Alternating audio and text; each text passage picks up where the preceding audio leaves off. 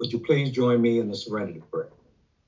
God, grant me the serenity to accept the things I cannot change, the courage to change the things that I can, and the wisdom to know the difference.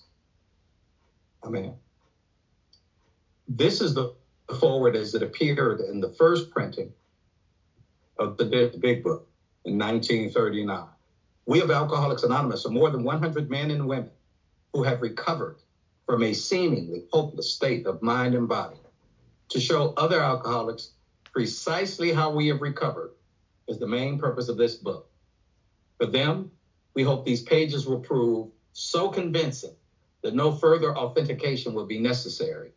We think this account of our experiences will help everyone to better understand the alcoholic. Many do not comprehend that the alcoholic is a very sick person.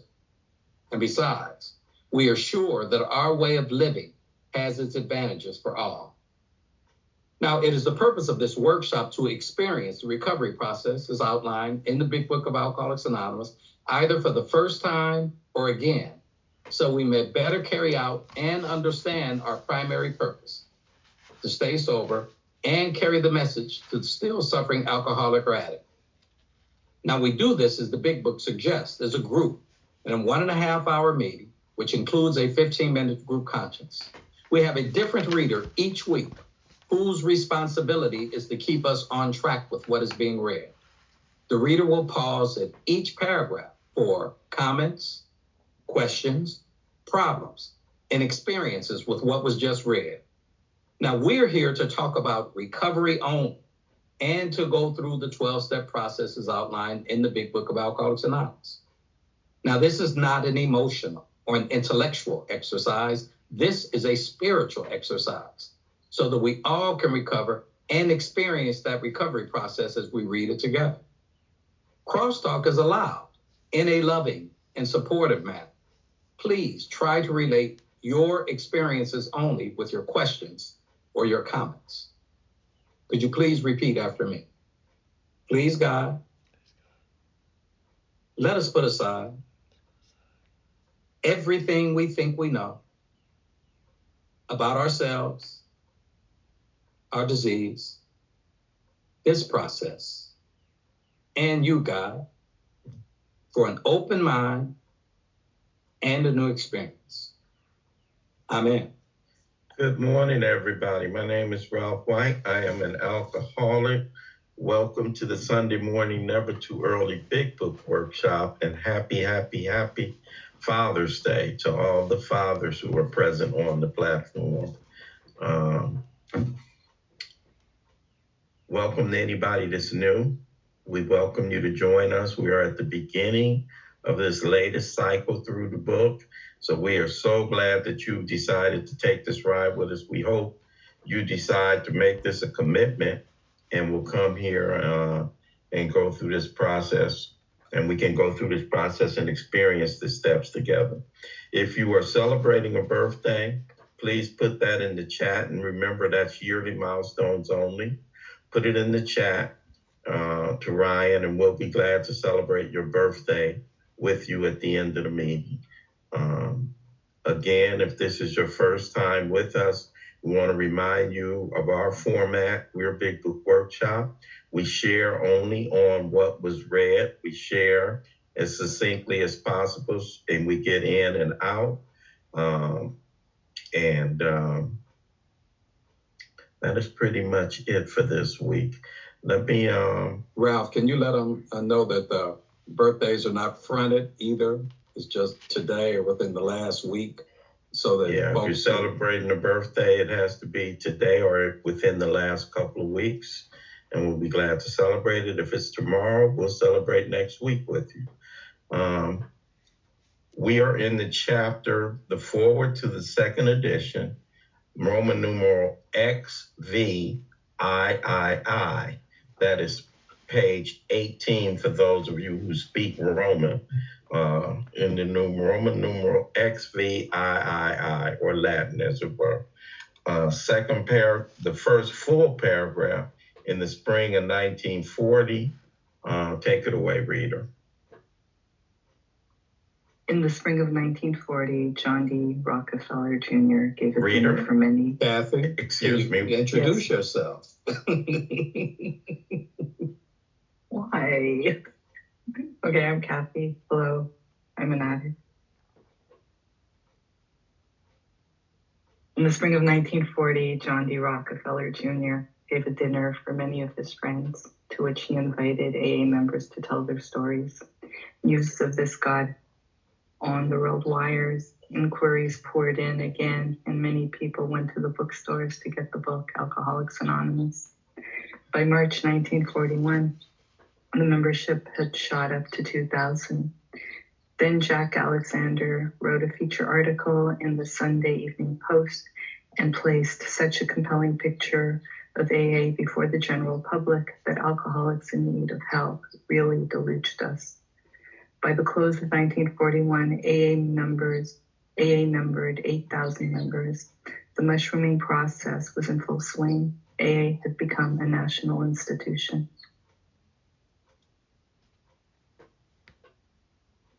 Go ahead, Doug.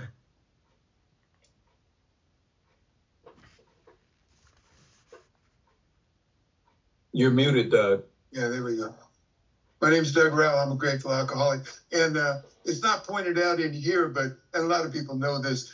When Bill Wilson and the alcoholics of the day went to that dinner that Rockefeller set up, they knew that John D. was inviting all the money people in New York that he knew, and they were sure they were going to get donations of thousands, maybe millions of dollars to forward their work.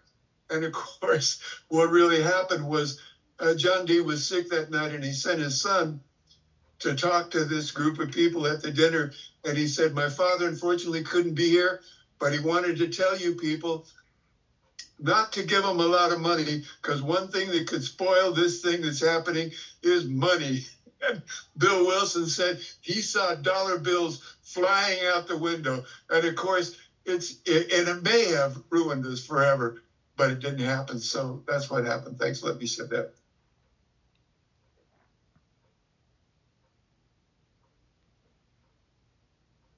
Ronald White, alcoholic.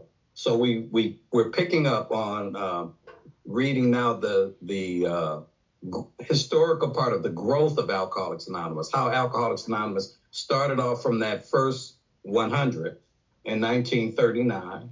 And we had read last week about a Dr. Harry Emerson Fosdick, a clergyman who reviewed it. We read about the editor of Liberty magazine, Fulton Ausler, so that after they did that, they said there's 800 inquiries that had come in, and then by the end of 1939, it was estimated that 800 alcoholics were on their way to recovery.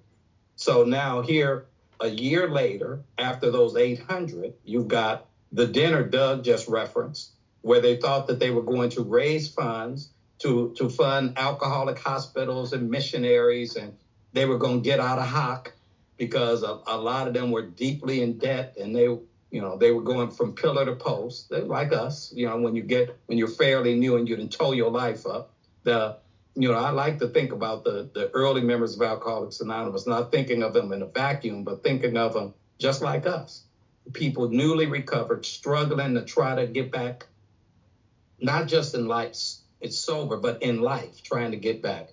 And so they don't get the money they were thinking about, but what happened was this dinner gave them an air of legitimacy now, because here the word get out that they're dining with Rockefeller. So even though they didn't get dollars, they got legitimacy, credibility that was attached to them. So now even more people, start getting, well, if Rockefeller and them are listening to them, maybe they about something.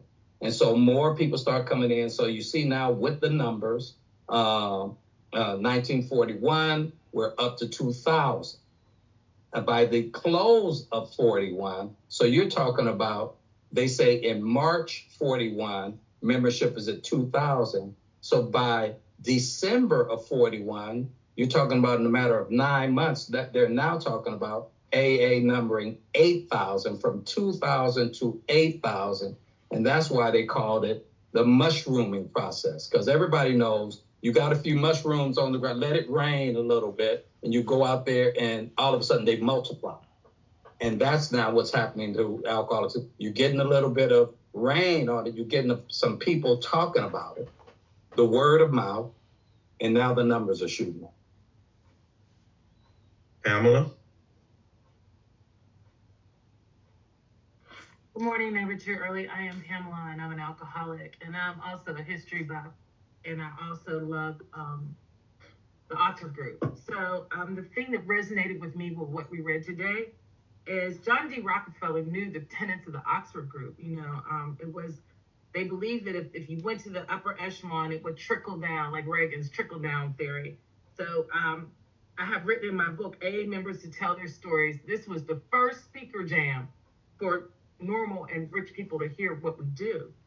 And I do know that Jack Alexander, he was like the Geraldo Rivera of that time.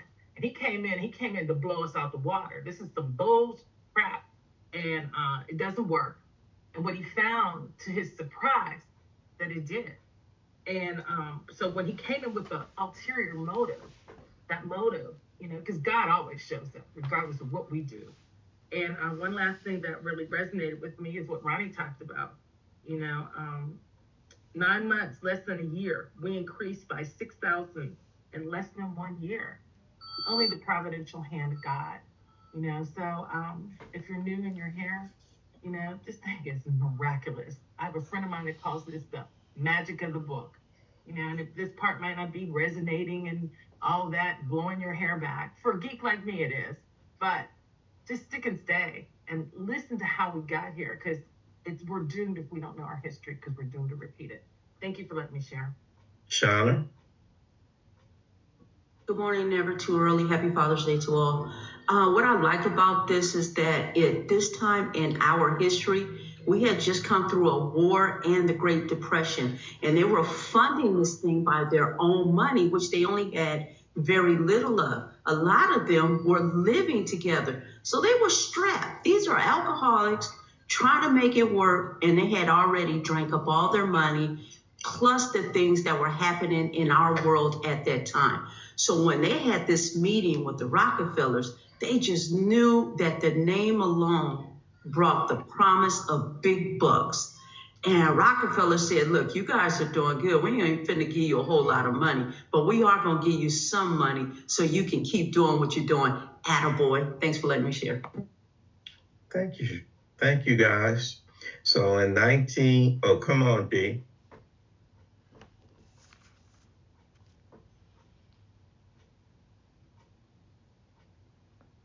D.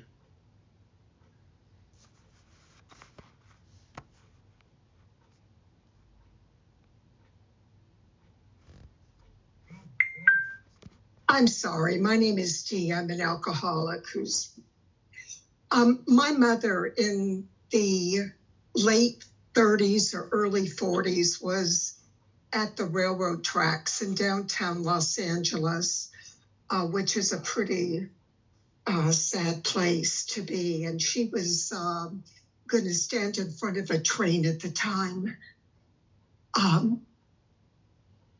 Her higher power, God, talked to her and said, don't do it. So she went home to El Monte, which is not a great part of LA, but back then it wasn't bad. And her mother saw the Saturday Evening Post article and bought her a big book. And from that time on, my mom was sober from the big book. And when AA started in LA, I remember in the 50s, she was going to South Pasadena and she would get dressed in the evening, anytime during the day or night, and says, there's a baby who needs help, I'm going out. So AA really did a lot of miracles with the big book before there were meetings. Thank you. Thank you for reporting on a firsthand experience as a result of the Saturday Evening Post article. David? I'm David. I'm David. I'm an alcoholic. I just like to remind everybody that we've been hovering around 2,200,000 for the last 20 years. I don't know why, but I have some opinions about why. Anyhow, just thought I'd put that in your pipe and smoke it. Thank you. Okay, I'm gonna jump out of David's pipe and take us back to 1940.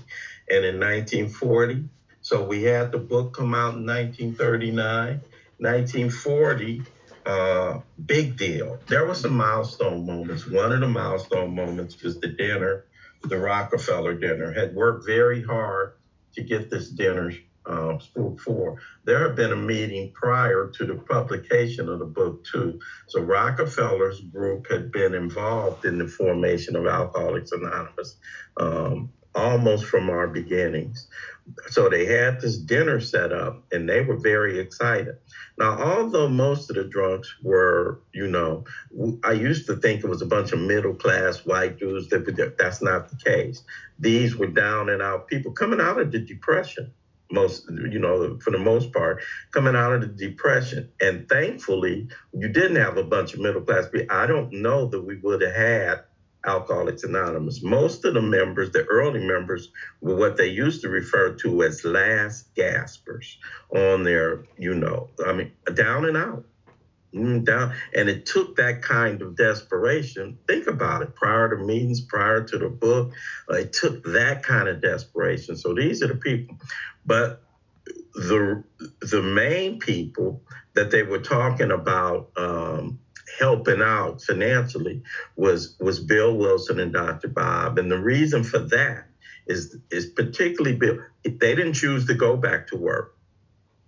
They chose to chase us. That was their primary deal. They chose to chase us.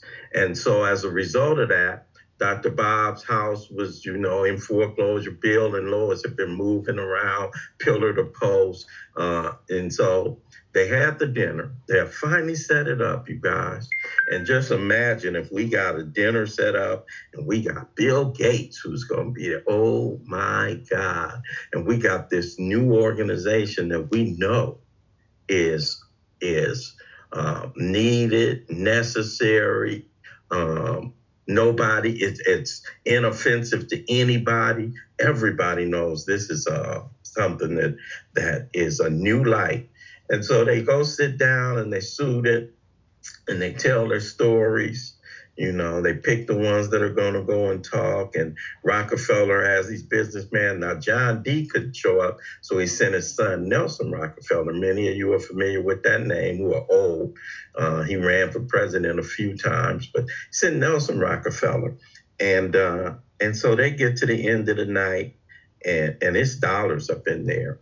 In 1940, it was up in the millions. It would have been in the billions if it had been in today's dollars. And so they were sitting at this meeting, and they just know. And some of the guys were ready to bite. And somebody had the audacity, Rockefeller says, my old man has been looking at you guys, and he thinks the strength of this organization, this altruism that you see in the exhibit. And you can imagine every group was hitting up Rockefeller. Because Rockefeller had a charitable arm, as do most big corporations. And so people would be pitching ideas to him all the time. And out of all the ideas, he loved this one the most, but he said something that, again, is God-inspired. Didn't feel like it to the drunks of the day. We get to look back and we get to overview it. Why do you say it's God-inspired, Ralph? It's probably Alcoholics Anonymous' greatest strength. If you're taking money from somebody, guess what? All y'all to be giving money, supposedly you giving money to that girl, or you taking money. What? You got to dance to my tune. I have some influence or some sway. I am somehow involved in what it is I'm putting purse strings on, and so Alcoholics Anonymous, as a result of the foresight of Rockefeller has never, ever, ever been beholden to any other organization, period. Never. When the book got published, it was a big deal there. Turns out AA said, we're going to keep the publishing rights. We're going to do it ourselves. And so Alcoholics Anonymous, and it was at that time needed the money. It was God doing for us, and through in this case, a very rich gentleman. And so as a result of that dinner, and as a result of the foresight of this guy, John D. Rockefeller, who said, we don't want to ruin what you guys have. It seems to me the purity of what you're doing without money tainting it, because he's a money guy. And money people, I'm guessing, I'm not one of them, so Ralph is just throwing a wild guess out there. Money people happen to know how money can corrupt an idea. Money people seem to already know what non-money people don't know. That there's some danger when you start chasing dollars. And it seems that it becomes a pursuit in and of itself. And so anyway, they said, okay, we are going to give you this little 5,000. 5,000. We're going to give you this. We're going to catch Dr. Bob's note up so he don't get put out the house. We're going to give Bill we're going to give him a stipend so he can keep doing this work. But y'all going, that's it. You help you out with this alcoholic foundation. We're going to help out with our expertise, and we'll be glad to do that. But we're not giving you no money, and thank God for that. Shortly thereafter, but what we got, you couldn't get with dollars, which is an endorsement from the richest man in the world at that time, and people heard about it. And so now it became not just this thing we're hearing about. Now it became, wow, this is something that's real. And so now the word news got out. And so now inquiries really started coming in. They came in to the point that this cat, somebody said it was like the Geraldo Rivera. Some of you guys don't know who that is. I think Pam said it. Investigative reporter. He gets hold of the story. Now he had just done a series of reports on the rackets in New York, I think it was along the docks and racketeering, and he had done a lot of exposing, corruption, and that was his deal. Go in, go under, expose these groups, people, organizations, for what they were. And he went into Alcoholics Anonymous to expose this racket. And Alcoholics Anonymous did what it is we do. Come on, go to meetings. We ain't going to call ahead. We ain't going to sit up here and sanitize and have some places you can't go and some books you can't look at. Come to meetings. Come on. And he went to meetings, and he just, because we don't have we are very, as everybody knows, we don't have a headquarters organization where somebody's in charge. And Jack Alexander fell in love with Alcoholics Anonymous. He started going to meetings, and he started seeing what was going on. And he wrote an extremely favorable article about Alcoholics Anonymous that just shared that her mother read that article in the Saturday Evening Post, which was a huge magazine at the time. And as a result of that, we took off. Watershed moments. So we had the Liberty magazine article, we had the meeting with Rockefeller, we had the Jack Alexander article. These were all really big seminal moments in our history that propelled us forward. And so that's where we are. They call it the mushrooming process. We taking off now, not in 2s and 3s anymore, but now we taking off. Reader?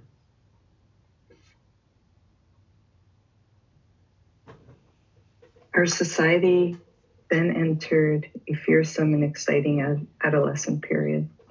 The test that it faced was this: could these large numbers of erstwhile erratic alcoholics successfully meet and work together?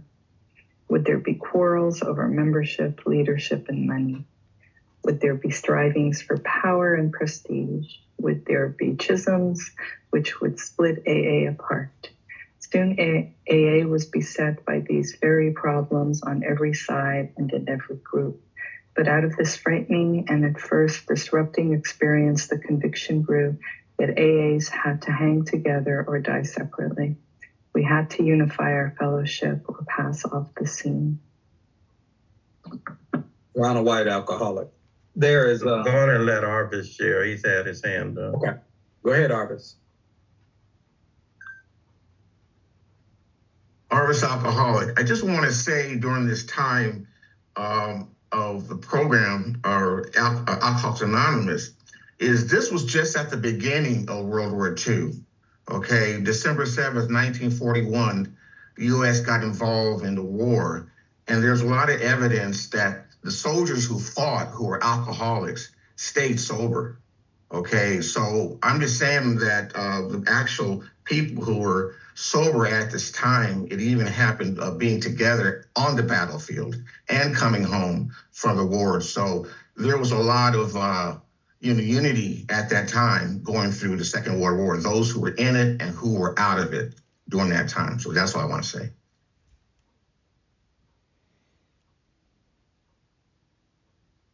Let me let Betsy go, Ralph, before I talk. Hi, Betsy, alcoholic.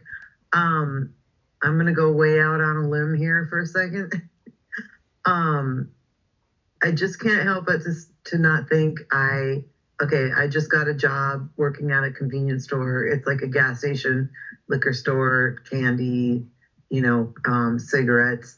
And I would say I couldn't, but I could take about 50. Yesterday when I was driving home from work, I was like, I could probably show up tomorrow and take about 50 people to my meeting tomorrow morning, and I just can't help but to think that I totally get it about the money, especially with myself and not taking donations, right? I totally get it. Being a sovereign agency, and having that kind of freedom. But I also can't help but to think what it would be like if there were halfway houses everywhere that were funded, that were run by people like us who weren't paid, and halfway houses and rehab facilities that were affordable or free, actually. Some of those people, like the lady who passed out in her car in the parking lot, I could have taken her there this morning, I'm not taking her to my house. I wanted to, but I knew that wouldn't work out. But yeah, anyways, I just have this vision. I mean, anyways, I'm not going to go on and on about it, but I feel like it would be really incredible to have rehab and halfway houses just like everywhere, Thank you, Betsy. Okay. All right. Ronald White, alcoholic. Betsy, it says Maui, right, on your thing? Maui. So you're in Hawaii. I know why they don't have recovery issues everywhere. Spoiling the island. All right, so they have a word in the paragraph that they talk about. And I'm going to say, I want to get into this because I know Raquel probably already saw it. I want to get this meat before she take it off the bone. There's a word in the paragraph, the adolescent.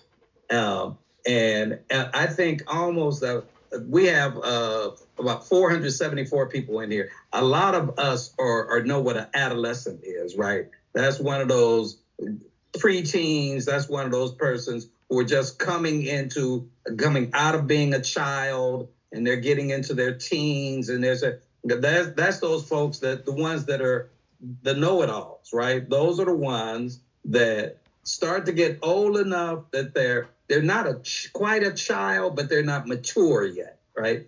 And they're the ones that really, they think they know how to, now you ain't, they're going to question the parent now about everything. In Alcoholics Anonymous, they said, all right, after 1941, when we had numbered, now we're at 8,000, and the mushrooming, they say we now entered this fearsome and exciting adolescent period. That period where members who now have a couple years.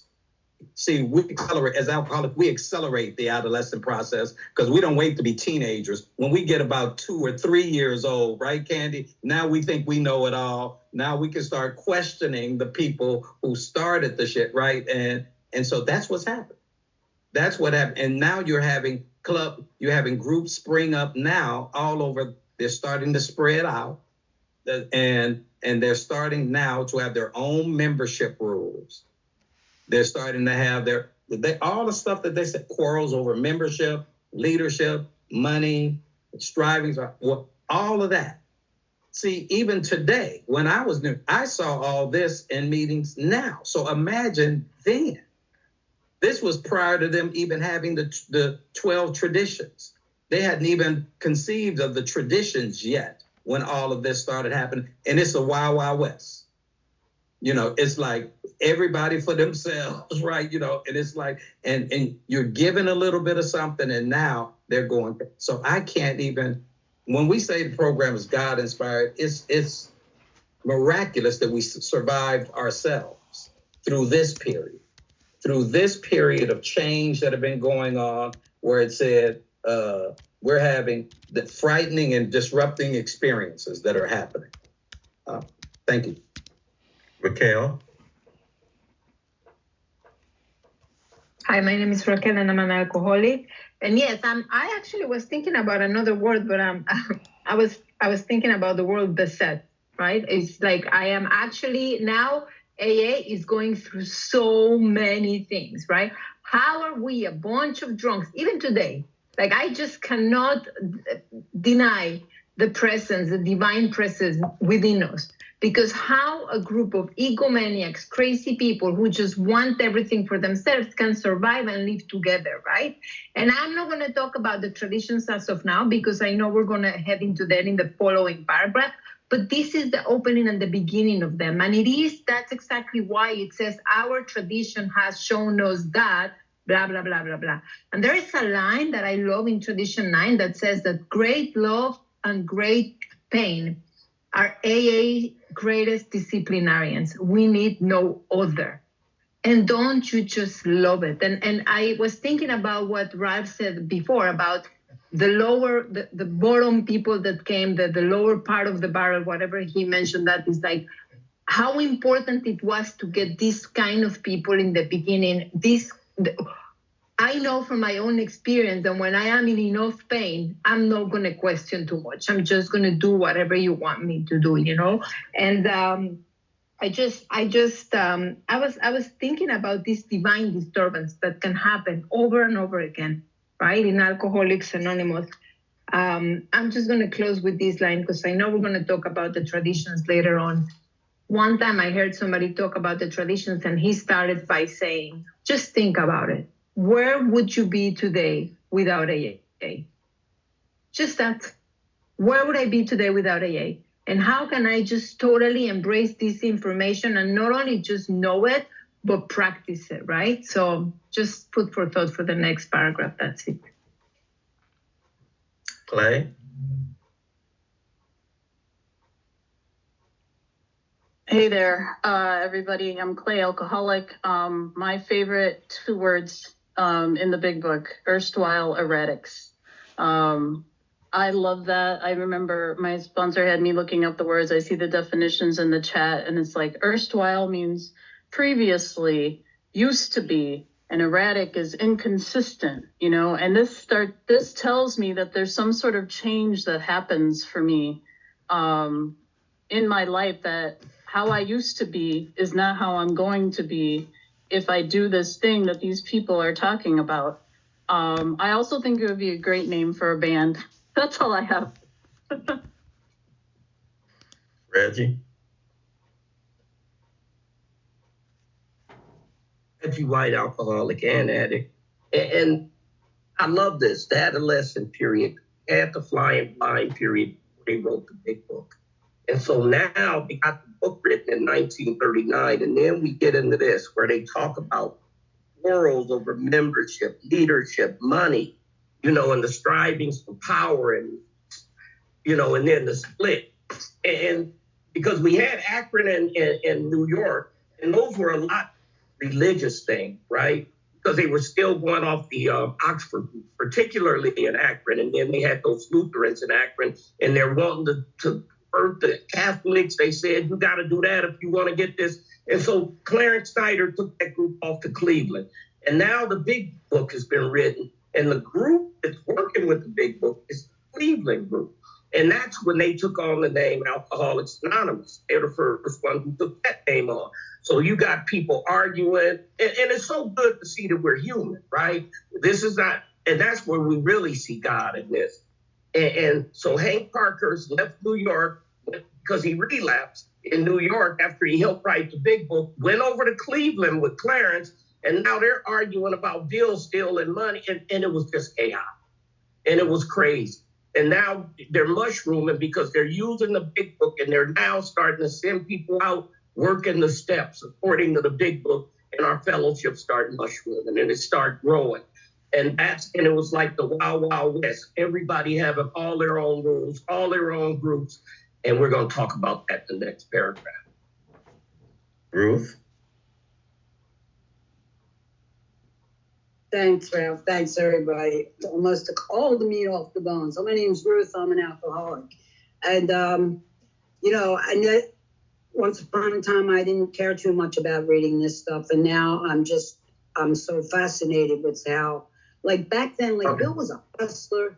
Bill was like a hustler, stock exchange, like a little maniac, egomaniac. And he sees like Rockefellers and he's like, money, money. And there was always somebody somewhere pulling somebody back saying, we're forgetting about our primary purpose. We're forgetting about the drunk under the bridge. We're forgetting about, there's always somebody. And was there quarrels? Yeah, there was all that.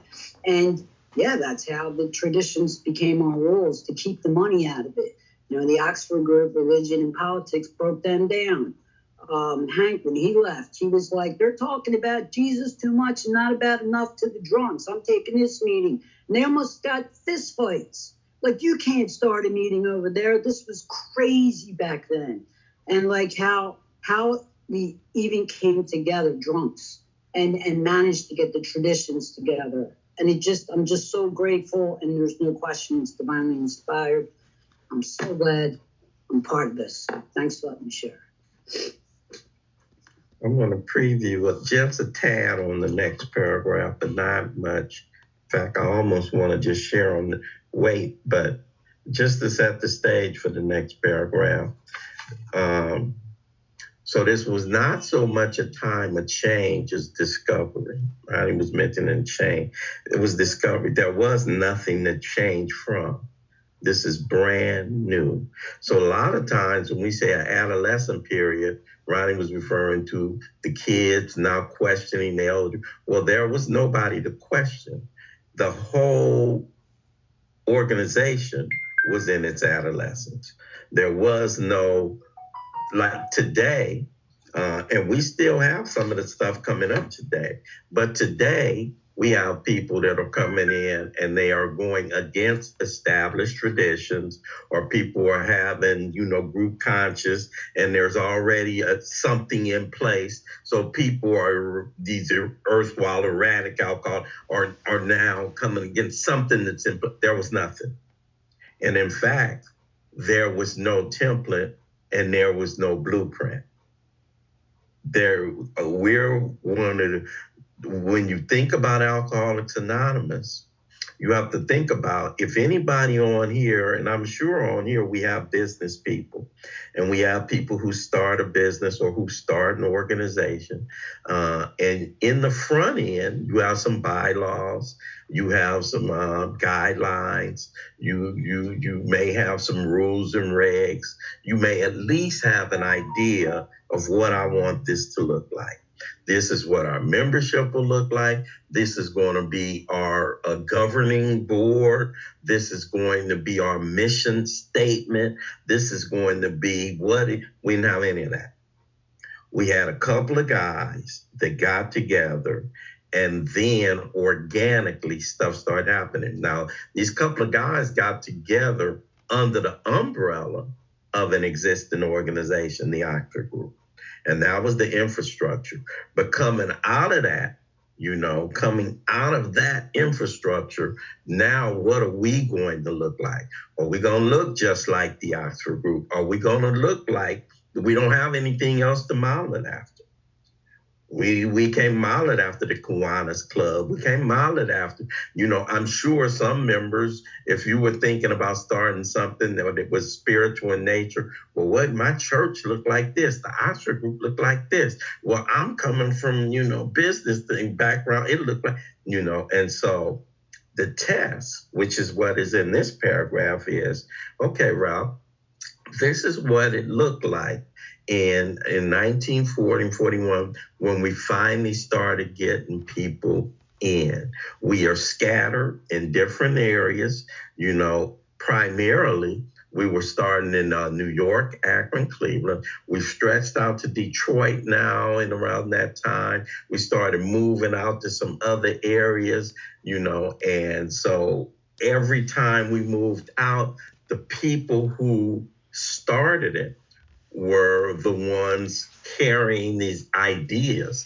And so they started saying, we don't want them in here. We don't know when we don't know. And so people had arguments about who should be members. Would these schisms set us apart? Didn't know. Would there be strivings for power and pressing? Of course there would. We're us. Would there be schism? Yes, of course they would. The question is, would it split us? We had all these problems on every side and in every group. And so the good news is, this is what to take from this, you guys. Out of this is how we evolved in this. So what are you saying? What we're saying is this. Alcoholics Anonymous as an organization did not come from a blueprint or an outline or a template with, this is what we want this organization to look like. It came the other way. It came from, we don't know what it's going to look like, and it evolved itself. It evolved into what it is out of trial and error. We didn't have a blueprint that we followed. We evolved out of trial and error. And one thing that we learned out of these, what was scary, it was disruptive, it seemed crazy. We learned one thing. We had to hang together or we were going to die separately. That sounds like one of our traditions. We had to unify or we were going to be gone. Reader?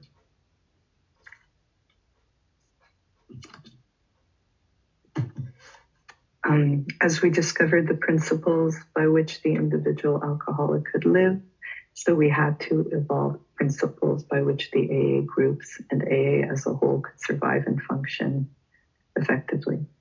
It was thought that no alcoholic man or woman could be excluded from our society, that our leaders might serve but never govern, that each group was to be autonomous and there was to be no professional class of therapy. There were to be no fees or dues. Our expenses were to be met by our own voluntary contributions. There was to be the least possible organization, even in our service centers.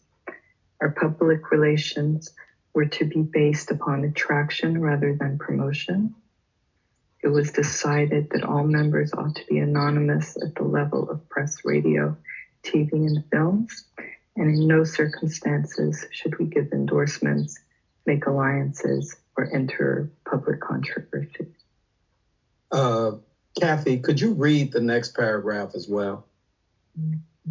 This was the substance of AA's 12 traditions, which are stated in full on page 562 of this book. Though none of these principles had the force of rules of laws, They had become so widely accepted by 1950 that they were confirmed by our first international conference held in Cleveland. Today, the remarkable unity of AA is one of the greatest assets that our society has.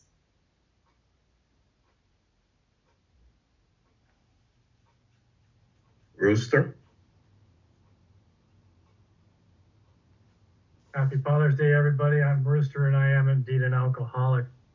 You know, this part about anonymity for radio, television, and films out here in California, there's a movement afoot to change that to social media as well.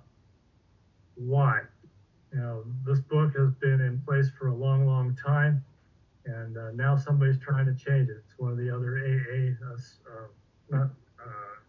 branch offs. It's supposed to be the CA folks. And I don't like it, and I just wanted to make that statement. Thank you. I'm just going to pause for a moment to don't do it, Rep. give reverence to Rooster taking this moment of our time to step on his soapbox. Thank you, Rooster. Francesca? Good morning. I am an alcoholic, and my name is Francesca. Can you guys hear me? Yes, ma'am. Awesome. So, I just wanted to kind of chime in here. Alcoholics Anonymous came to Hawaii through a military member who brought this book and started its very first meeting. And when we were reading the previous paragraphs, the first thing came to my mind is when we went under the pandemic and we already started these Zoom meetings, and then we were seeing all this stuff and the Zoom bombers, and we had to get together and figure out how to keep Alcoholics Anonymous safe.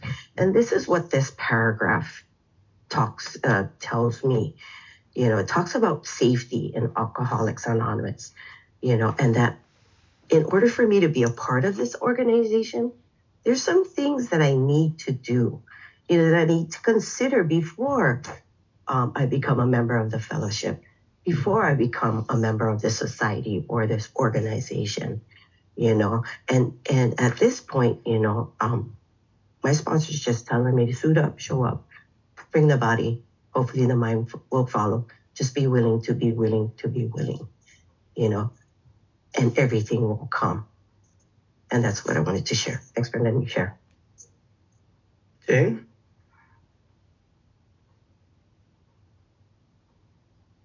Good morning, Truth Alcoholic. Happy Daddy Day.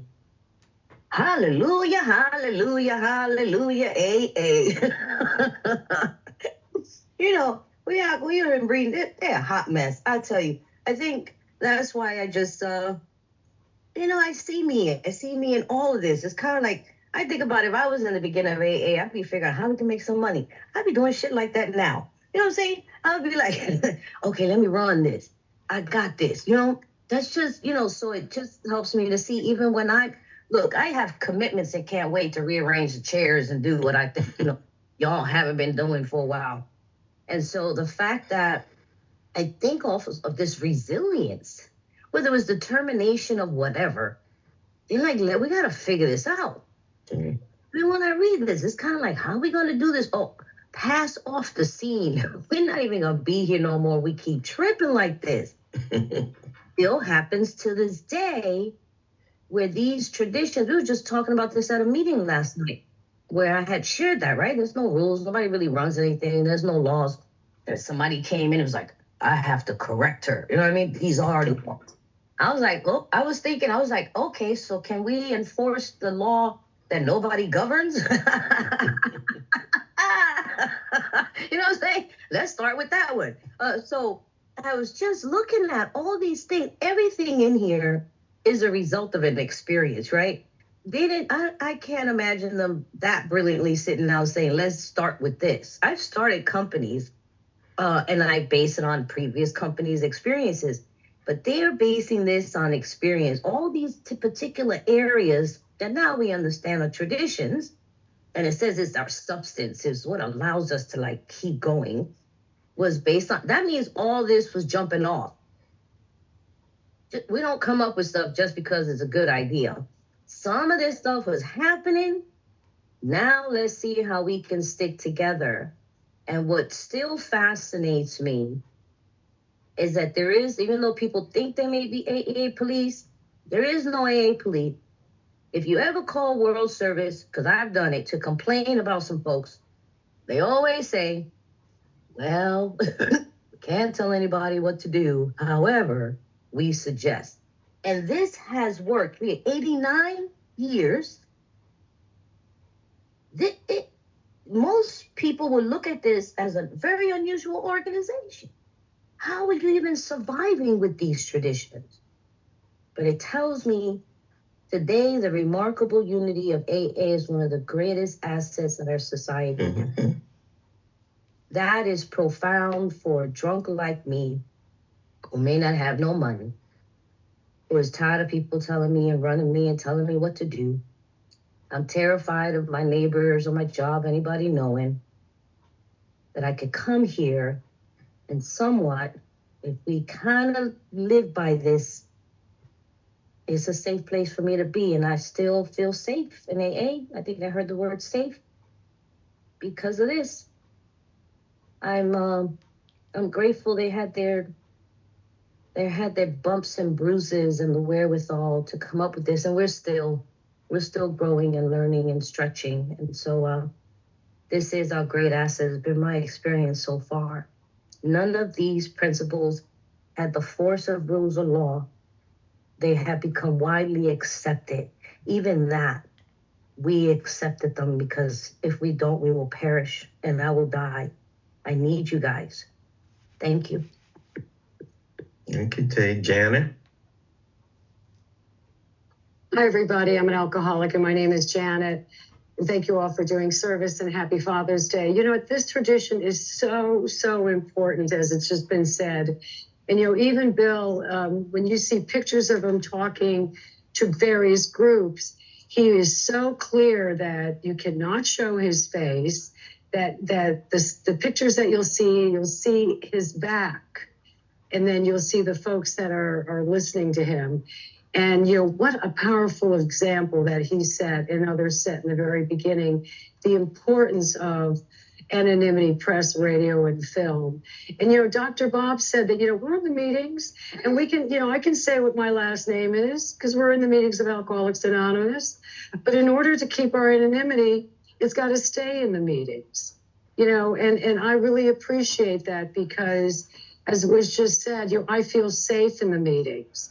And I also really like what was just said about the GSO. I've called them, I've asked them questions, and they are so consistently say, well, you know, it's our suggestion, or yeah, we've heard it all, but this is really kind of, you know, just a suggestion. And they are also so clear about what we do as a group in order to stay unified. There's no pussyfooting around.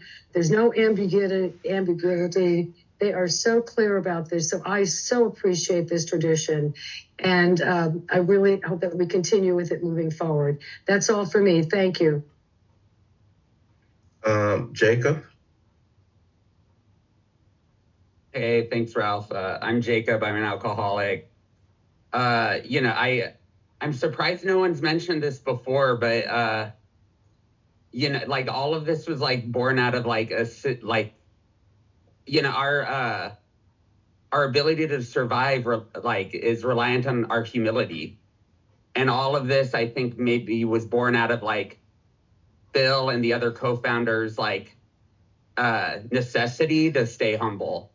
And, you know, like I see my friend Q on here, like we started a home group here in New Orleans. And like, it's amazing how like I can sit in a business meeting at the group that was like born out of an idea between Q and I, and someone makes a motion that I disagree with, and my brain goes straight to they're ruining my meeting, you know, and Q can tell you, you know, ask Q. But, you know, I'm amazed that like these co-founders recognized, you know, like how quickly, like how many times do you think Bill thought they're ruining my fellowship that I started and giving no credit to God? you know, and like I have to usually go to you people and to my sponsor to remind me, hey, Jacob, it's not your home group, it's God's home group, you know, and it's like I constantly have to be reminded. And I'm constantly amazed that at like 2-3 years sober, these dudes like recognized the need to give this stuff to God and not take ownership of this budding fellowship. And I'm just amazed that they were able to do that. No more hands after Mary Ann. Mary Ann will be the last hand we're taking. Deb? Hi, everybody. I'm Deb. I'm an alcoholic and an addict. And again, I too like to wish Happy Father's Day and thank you all for service. And these traditions, you know, and as you said before, and it's been said, this program is truly God and divinely inspired, because there was so much going on that sometimes, I mean, we've breezed over a lot of it, but there was segregation, there was women weren't allowed to, it was a lot going on. And there's I don't remember where it is, but the writing to Bill about situations, and his response was, what would the master do? And a lot of this stuff, I mean, I now live in the South, and I have to remember that Debbie come from the North. So there's a lot of stuff that I have to sit back and this is not my group, but y'all ain't doing it right. I have to shut it down, and then I have to direct my group to the traditions. But thanks a lot. Gloria? Good morning, everybody. One of the things is I was seeing that it says, as we discovered our code of conduct or our principles, right? And I put that in there. And so when we're talking about these different things, we're talking about that during a time where there was very few people few alcoholics. And so to include your last name would have bombarded these people, right? If you are understanding of what the world service concepts are, and the world service only says that it is up to an individual, right? There is no law, there is no anything, right, about a person breaking their own anonymity. Now, I don't want to get up on, and then it talks about at the level of press, radio, television, film. I'm not going to get up on television and say I'm a member of Cocaine Anonymous, but I might.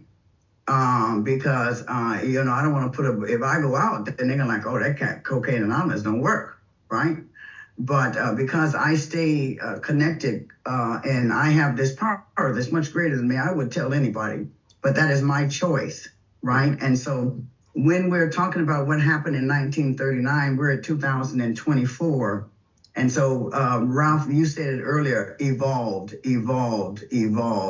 Right? We're moving forward. Thank goodness that we're not in the same place that we were before, right? And so what we try to, one of the things that I'm looking at this, and they're talking about the traditions, we should always be an attraction rather than promoting this program, right? And so that's how am I walking? How do you see me? I may be the only big book of Alcoholics Anonymous that you ever read. And I need to remember that, whether I'm at home or whether I'm in public. Thanks a lot. Ronald?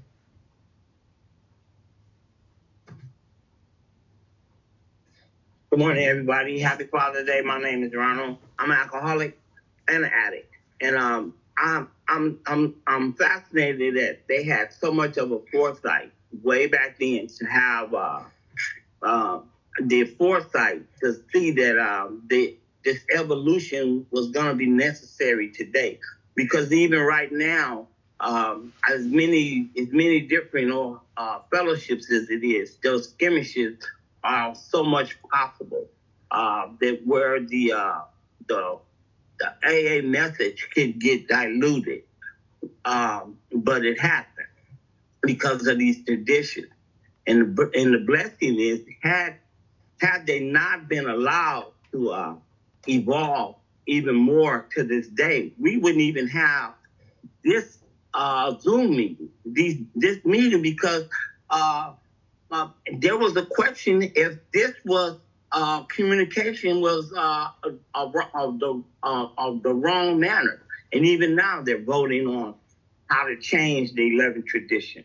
And that shows that we're still evolving. So I really appreciate this part of the book, The Traditions. Thanks for letting me share. Bill?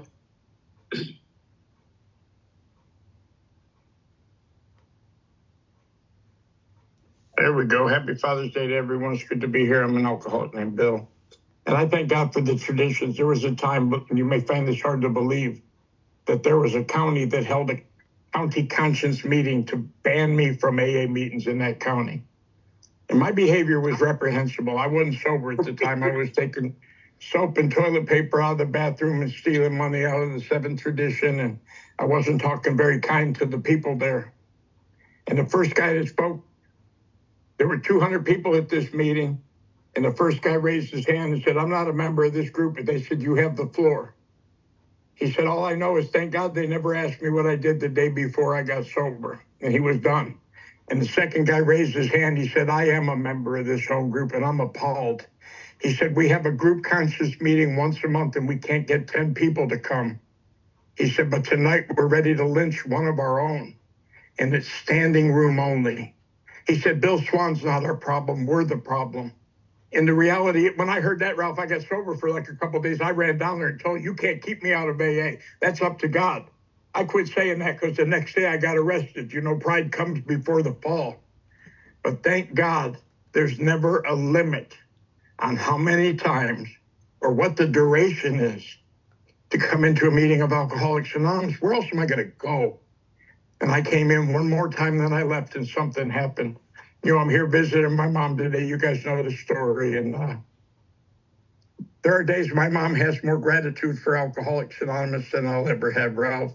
And there are days I may have more gratitude for you, Ralph White, than anyone else on the platform. But I'm going to be anonymous on that. I love you. Mary Ann?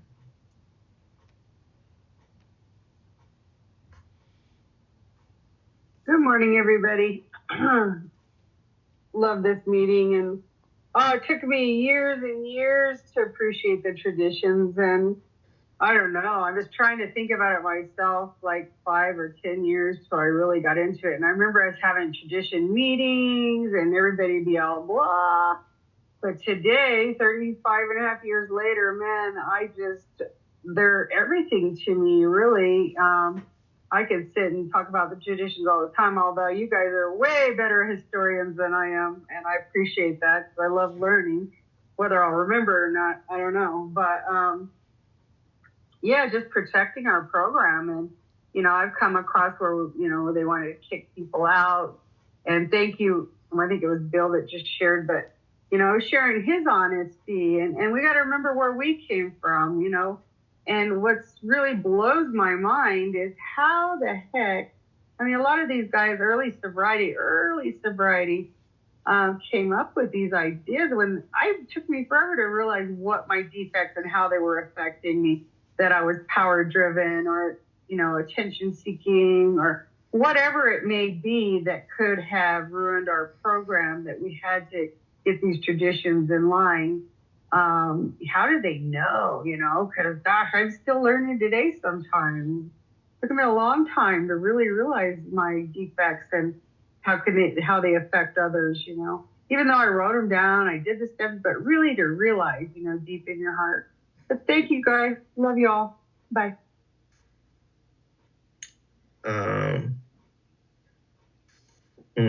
I had seen 2 other people I was going to give a pass to. I figured it must have been really important. So these traditions, it says, as we discover, and the first sentence is really, really telling. As we discover the principles by which the individual alcoholic can live, as we discover the principles. So it was not like, again, they came in with the way the scientific method usually is, which is theory then the hypothesis, I have a theory. If one drunk talks to another drunk, then this is what will probably a hypothesis. I'm going to go out and I'm going to do the experiment. I'm going to see if this works. No, that ain't how it happened. It happened organically. Bill Wilson found himself really getting ready to get loaded, really getting ready to drink. And he realized he had been talking to drunks, hadn't got drunk, said, oh, okay, that must be what I need today. And then it evolved. And so Marianne was just saying, it's amazing how smart they were. I don't know whether they were smart or not. The evolution of these principles came from the exercise of not having principles. If you have, for instance, if you in your house and you and your mate are always arguing, and it seems like when we get in these arguments, we end up, putting hands on each other, or somebody end up going to jail, some windows broke, when we just keep, and somebody says, wait a minute, after the third time going to jail, or after fixing this window the fourth time, somebody said, you know what? Before we even, once somebody seems like they get sideways with the other person, why don't we go, you go to the other room. Why don't we go to that separate rooms? Oh. And so certain things evolve, not because we smart, but we've got this thing because we're experienced and we're learning the lesson and we're applying something now. And so it wasn't so much that we're smart as we done sat here, had these but I want to stay sober. I need a meeting.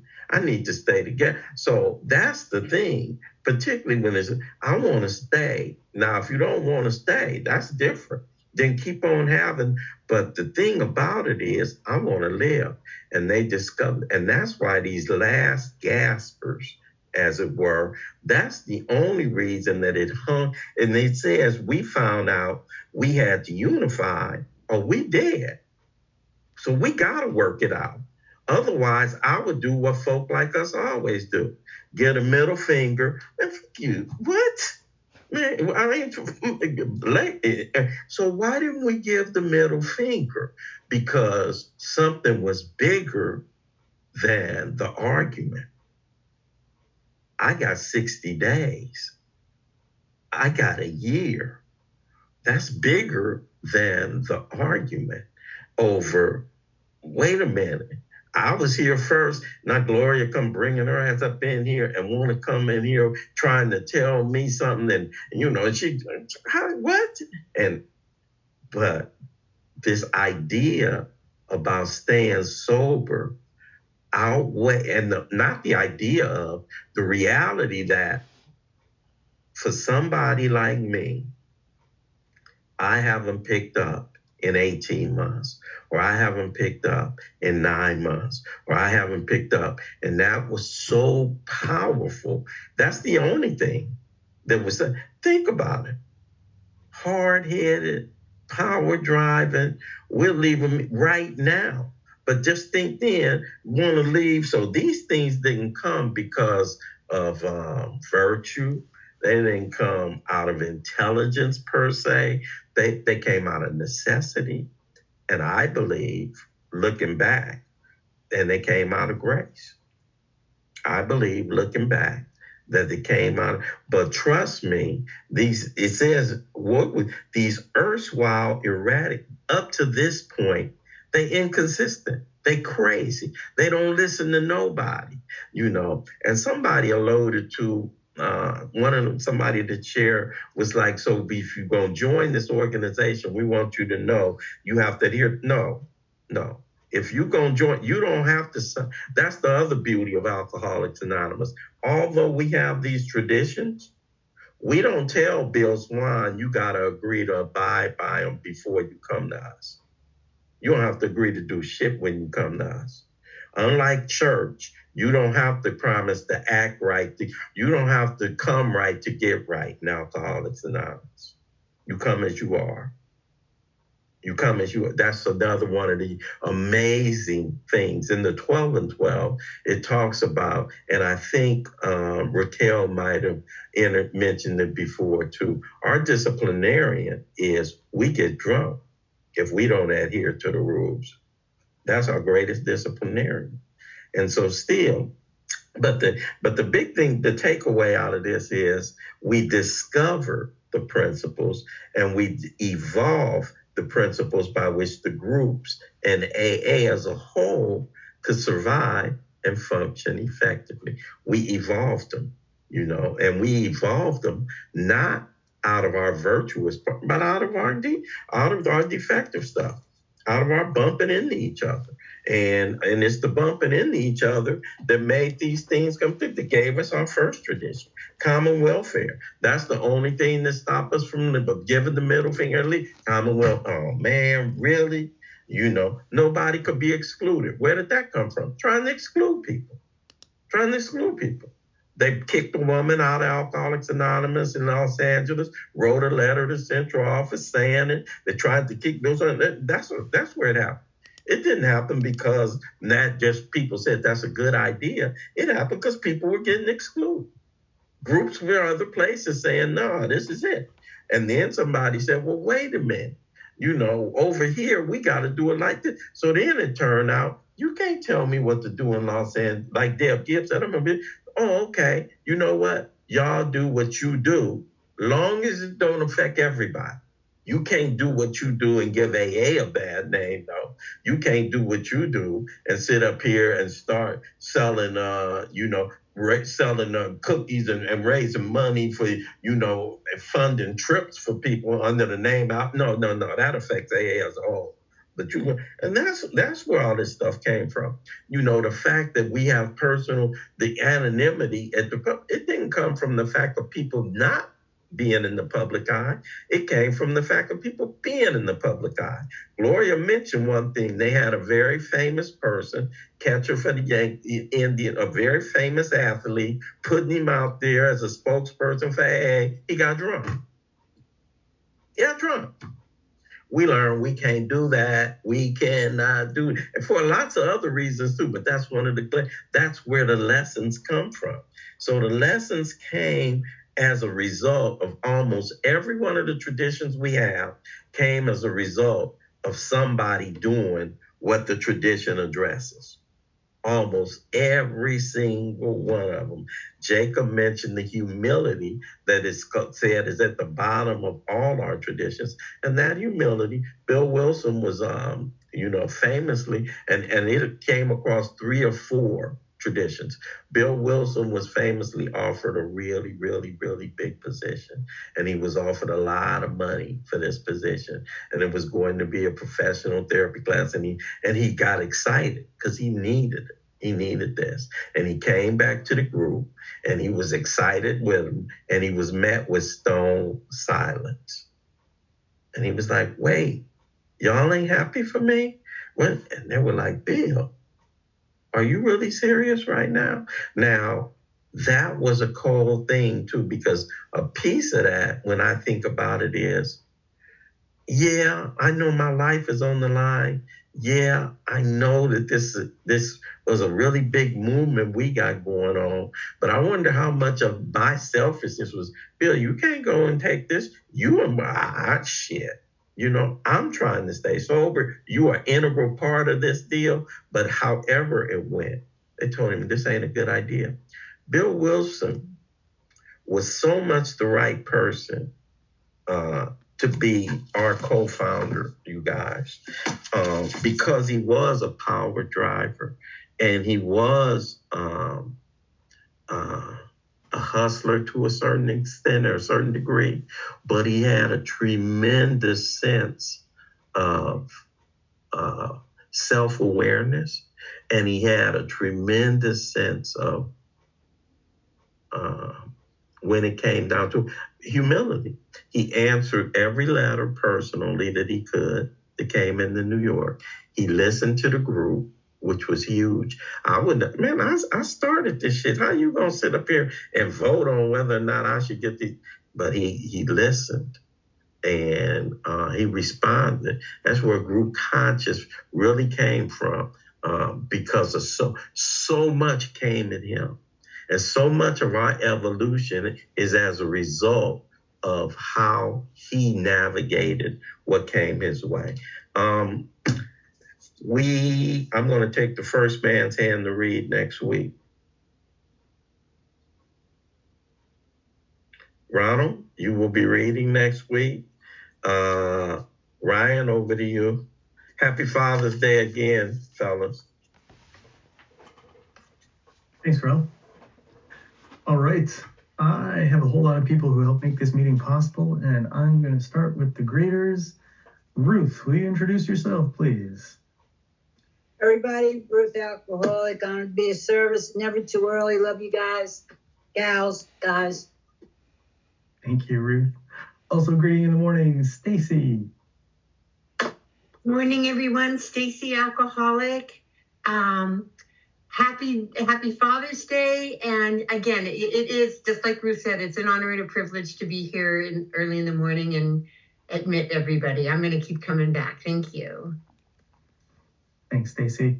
Making sure everyone's fully clothed who's on camera. Shauna? Good morning, never too early. Thank you. Thank you so much, Shauna. Gloria is on dictionary. Well.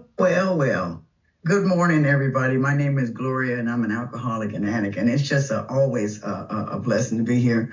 Ralph talked about, shared so much in this one little paragraph, and he shared about our famous friend, and our famous friend continued to do it all the time and continued to relapse. So it's one of the reasons why we don't do that. Thank you guys for allowing me to be of service. I appreciate you so much. Thank you, Gloria. Ms. Peaches on the ever-tricky muting and unmuting. Peaches Alcoholic and friendly neighborhood crackhead. Hey, this has been awesome. Oh, thank you for allowing me to be of service. Thank you. And filling in for Amanda with the ever-important sponsorship announcement, Chris. Hey everyone, my name is Chris. I'm an addict, and if you want to be added to the list, please contact Amanda next week and get a fucking sponsor.